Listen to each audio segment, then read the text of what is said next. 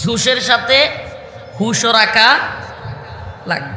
হ্যাঁ, মুমিনের ইমানই গায়রত না থাকলে হবে না। মুমিন কুফুরের কথা, শিরকের কথা কিংবা তাগুতদের কোনো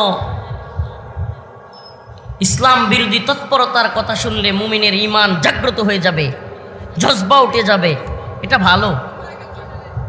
সেই জজবা নিয়ন্ত্রণেরও জায়গা আছে। কয়েকটা জিনিস আছে যেগুলোকে স্বাভাবিক প্রক্রিয়ায় নিয়ন্ত্রণ না করলে উল্টাপাল্টা পথে যাবেই। কি বললাম? স্বাভাবিক প্রক্রিয়ায় আপনি যদি হালাল পন্থায়, বৈধ পন্থায় নিয়ন্ত্রণ না করেন, এগুলো ভিন্ন পথে কি করবেই।